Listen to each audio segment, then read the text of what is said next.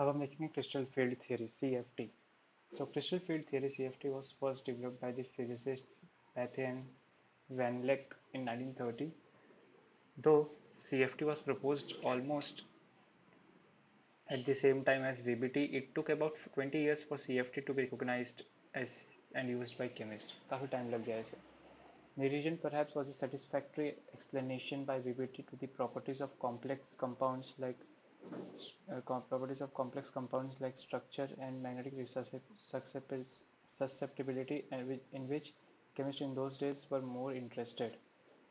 In 1951, some theoretical chemists applied CFT to interpret spectra of transition metal complexes. As this approach was found to be very successful since CFT gained popularity, and it soon became apparent that CFT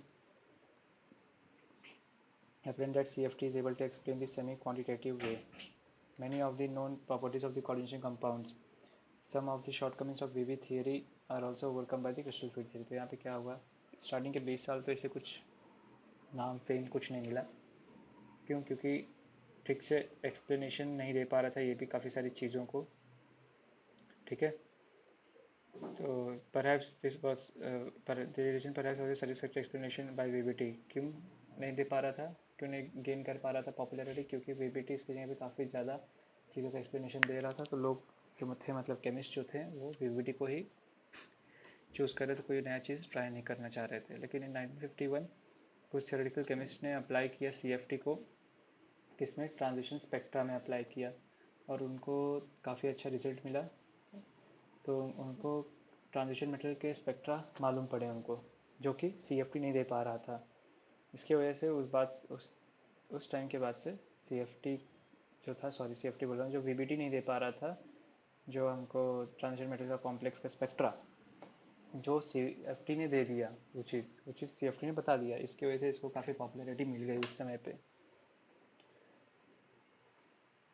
और इसको popularity मिलने का एक और कारण था कि कुछ शॉर्टकमिंग जो थे वैलेंस बॉन्ड थियरी के, वो भी शॉर्टकमिंग्स ये ख़त्म कर दे रहा था. मतलब वैलेंस बॉन्ड थियरी को थोड़ा सा एक्सीड कर रहा था और आगे लेवल पे जा रहा था ये.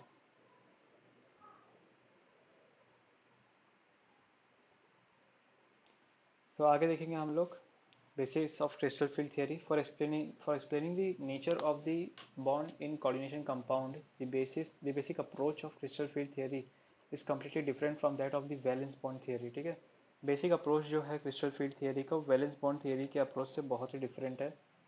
According to valence bond theory, the bond between the metal and the ligand is covalent. Metal और ligand के बीच का जो बॉन्ड क्या है? कोवेलेंट है. किसके अकॉर्डिंग? वैलेंस बॉन्ड थियरी के according. But crystal field theory completely neglects covalent bonding and assumes that the bond is purely electrostatic और ionic. और बॉन्ड क्या है? इलेक्ट्रोस्टैटिक है और आयोनिक इन नेचर है. ये मतलब पूरा opposite. It is saying that bond is purely electrostatic या फिर आयोनिक.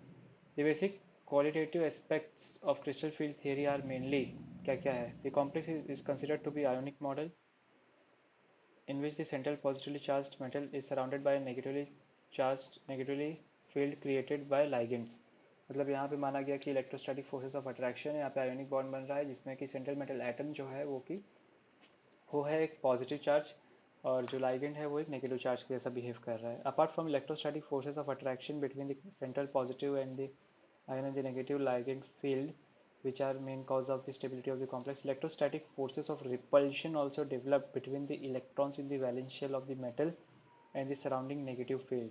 हाँ, अभी अट्रैक्शन तो बना क्योंकि जो सेंट्रल मेटल एटम था वो पॉजिटिव चार्ज था, और जो आसपास जो लाइगेंड थे वो नेगेटिवली चार्ज थे. लेकिन यहाँ पे रिपल्शन भी बन रहा था. रिपल्शन किसके बीच में बन रहा था? जो सेंट्रल मेटल एटम है उसके जो इलेक्ट्रॉन्स थे, जो positively charge central metal atom उसके जो इलेक्ट्रॉन्स थे, और नेगेटिवली चार्ज लाइगेंड जो थे उनके इलेक्ट्रॉन्स, वो दोनों के इलेक्ट्रॉन्स के बीच में रिपल्शन हो रहा था. They are having same charge. CFT is mainly concerned with the interaction between the valence orbitals of metal and the surrounding ligand field. तो CFT मेनली किसके ऊपर फोकस करता है? Interaction between the valence orbitals of metal and the surrounding ligand field. जो ligand field surrounding का और जो central metal atom है उसके वैलेंस ऑर्बिटल्स के इंटरेक्शंस को वो बताता है. मेन उस पर कंसर्न है ये. The metal orbitals which are directly pointed towards the ligand will face more repulsion. The metal orbitals which are directly pointed towards the ligand will face more repulsion and are raised in energy than those which are slightly away from the ligand.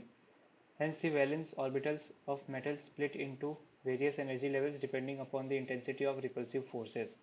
अभी क्या बोला है fourth point में, ये बोला है कि जो मेटल ऑर्बिटल है, अगर मेटल ऑर्बिटल डायरेक्टली आपका लाइगेंड की तरफ पॉइंटेड है, अब आपको पता है लाइगेंड नेगेटिवली चार्ज है, इलेक्ट्रॉन ज़्यादा है उसमें, और आपका सेंट्रल मेटल एटम जो है उसका अगर ऑर्बिटल उसके तरफ पॉइंटेड है, तो उसके तरफ पॉइंटेड होने की वजह से ऑर्बिटल में दोनों के बीच में रिपल्शन ज़्यादा हो जाएगा, और रिपल्शन होने की वजह से इसका एनर्जी लेवल बहुत बढ़ जाएगा, एनर्जी लेवल रेज हो जाएगा। तो इससे हो क्या, hence the valence bond orbitals of metal split into various energy level, इससे अलग अलग एनर्जी लेवल्स में ऑर्बिटल स्प्लिट हो जाएंगे depending upon the intensity of the repulsive forces. जितने टाइप के अलग अलग जगह पे रिपल्शन अलग अलग होगा, उतने अलग अलग टाइप के आपको एनर्जी लेवल मिल जाएंगे। ठीक है, so let us now explain this basic concepts of crystal field theory. अभी बेसिक कॉन्सेप्ट देखते हैं क्रिस्टल फील्ड थ्योरी के और क्या क्या है। Crystal field theory views complexes on the basis of ionic model, पता है हमको। CFT considers the metal which forms the center of the complex as the positive ion and the surrounding ligand ions like chloride ion as the point charges, ये भी पता चल गया। यदि ligands are dipole molecules like H2O and NH3, क्या जो क्या है डाइपोल है, मतलब पॉजिटिव और नेगेटिव चार्ज सेपरेट हो रहा है, then they are considered as the point dipoles with their negative ends directed towards the central metal ion। अगर यहाँ पे डाइपोल बन रहा है, डाइपोल की स्थिति क्रिएट हो रही है यहाँ पे, अगर ठीक है, अगर यहाँ पे डाइपोल बन रहा है तो इससे होगा क्या, इससे ये होगा कि दोनों जो डाइपोल हैं उनको एक पॉइंट चार्ज माना जाएगा। ठीक है, क्या माना जाएगा, will be considered as point dipoles with their negative ends directed towards the central metal ion, central metal ion की तरफ उसका नेगेटिव एंड डायरेक्टेड रहेगा। So therefore, on the basis of CFT, metal ligand bonding considered as purely electrostatic or ionic, and it does not consider the overlapping between the metal and the ligand orbitals, as it was considered in covalent bond. So it is not covalent bond; it is a purely electrostatic or ionic bond. Apart from forces of attraction, repulsive forces also develop between valence electrons of metal and the surrounding negative field। ये भी हमने देखा है ना, forces of attraction तो होगा ही, लेकिन जो सेंट्रल मेटल एटम है जो उसमें इलेक्ट्रॉन होगा, और लाइगेंड है उसमें भी इलेक्ट्रॉन होगा, तो दोनों आपस में अगर एक दूसरे को नज़दीक रहेंगे, एक दूसरे को पॉइंट करते रहेंगे सेंट्रल मेटल एटम के ऑर्बिटल, तो फिर यहाँ पे रिपल्शन की प्रोबेबिलिटी इंक्रीज होगी और एनर्जी भी लेवल बढ़ जाएगा। The electron of metal repel the negative field and will try to move away from the ligand। सीधी सी बात है, मेटल का इलेक्ट्रॉन रिपेल करेगा और लाइगेंड से दूर भागने की कोशिश करेगा। Accordingly the energy of the valence electrons orbitals of metal gets affected.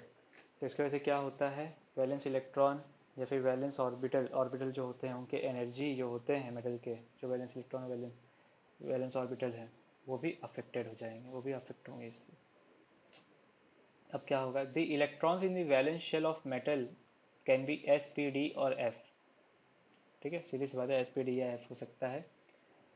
Since S orbitals are symmetrical due to repulsion, ठीक है, चारों तरफ सिमिलर रिपल्शन होता है, सेम इंटेंसिटी होता है, सेम मैग्नीट्यूड होता है, तो सिमेट्रिकल होते हैं। They may just raise in energy, but in case of PDF orbitals the effect is different. अभी PDF ऑर्बिटल में इफेक्ट अलग होगा। अभी देखो रिपल्शन इसमें होता है S ऑर्बिटल में, तो उसकी एनर्जी रेस हो जाएगी, लेकिन एनर्जी लेवल स्प्लिट नहीं होगा। बट यहाँ पे PD और F ऑर्बिटल में एनर्जी लेवल भी स्प्लिट होगा। ठीक है, क्योंकि इधर ये सिमेट्रिकल नहीं है, हर जगह पे रिपल्शन की इंटेंसिटी अलग होगी, तो इनका एनर्जी लेवल भी अलग अलग होगा। लेकिन यहाँ पे हर जगह इंटेंसिटी रिपल्शन की सेम है, तो इसलिए एक ही एनर्जी लेवल यहाँ पे आएगा। देखते हैं यहाँ पे, when a metal atom is isolated and subjected to spherically symmetrical ligand field, the valence orbitals will raise in energy to some extent but still remain degenerate. But in unsymmetrical ligand field, the orbitals are affected and split into various energy levels depending upon the strength of the ligand field, which in turn depends upon the distance and intensity of interaction। यहाँ पे क्या बोल रहे हैं, यहाँ पे क्या बोल रहे हैं लोग, यहाँ पे बोल रहे हैं कि अगर आपका जो मेटल एटम है ऐसी जगह पे लगा हुआ है, मतलब ऐसी लाइगेंड के पास में है आपका मेटल एटम जिसका लाइगेंड फील्ड जो है, जिसका जो फील्ड है वो सिमेट्रिकल है, तो उसमें जो ऑर्बिटल है मेटल एटम का उसका एनर्जी तो रेज होगा लेकिन ये फिर भी डीजेनरेट फॉर्म में रहेगा, मतलब एनर्जी लेवल स्प्लिट नहीं होगा, वो एनर्जी एनर्जी लेवल इंक्रीज होगा। ओके ओके, ठीक है। हाँ, तो एनर्जी लेवल इंक्रीज होगा लेकिन उसका डीजेनरेट फॉर्म में ही रहेगा क्योंकि उसका जो अलग अलग एनर्जी लेवल है वो फॉर्म नहीं होगा। लेकिन अगर यही अनसिमेट्रिकल लाइगेंड फील्ड हुआ तो orbitals are affected and split into various energy levels. Orbitals क्या होंगे, अफेक्ट होंगे और अलग अलग एनर्जी लेवल पे स्प्लिट होंगे depending upon the intensity and the distance, intensity of the field, intensity of the field and distance, ठीक है। और इंटरेक्शन कैसे होता है, accordingly energy of the system get affected, और क्या होता है सिस्टम की जो एनर्जी है वो अफेक्टेड हो जाती है,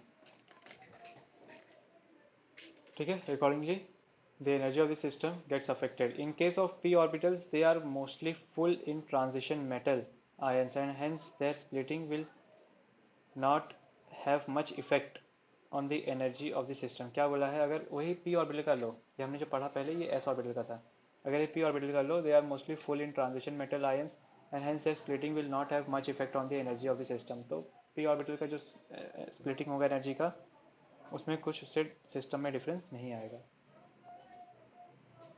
Even if f orbitals of the inner transition metal do not make much change in the energy of the complex as they are well shielded by the other outer electrons, तो जो f orbitals हैं ये भी ज़्यादा changes नहीं लाते energy level में क्योंकि ये shielded हुए रहते हैं बाहर के electron से।